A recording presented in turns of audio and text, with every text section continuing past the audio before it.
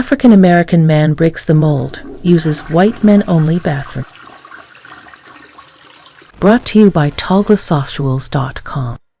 Racial segregation in the United States has a long and painful history, and the use of white men only bathrooms is one of the many ways in which black people were discriminated against and treated as second-class citizens.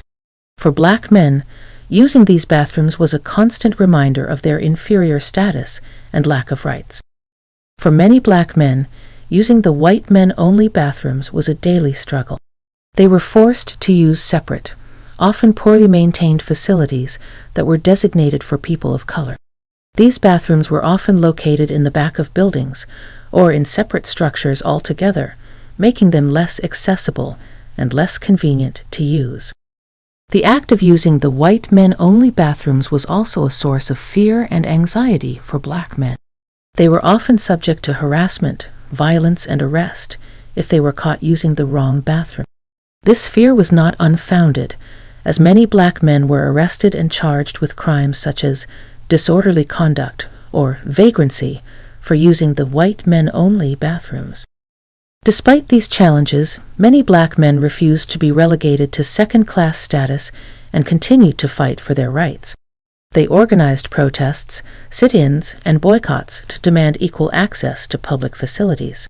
They also challenged discriminatory laws and policies in court and worked to change public attitudes towards race relations. One such example is of an African American man who emerged from using the white men only bathroom.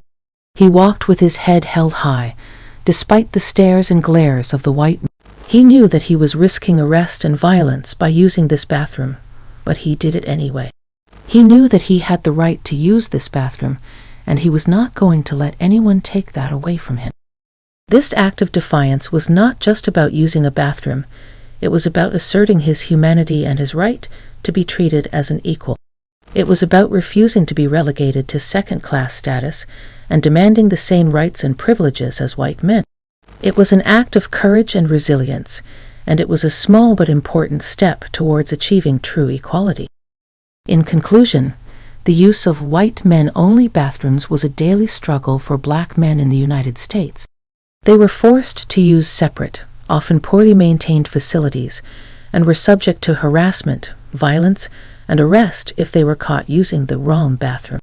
Despite these challenges, many black men refused to be relegated to second-class status and continued to fight for their rights. The act of using the white men only bathrooms was a small but important step towards achieving true equality, and an act of courage and resilience. It is important to remember and acknowledge the struggles and discrimination that black people faced in the past, and to work towards creating a more just and equal society for all.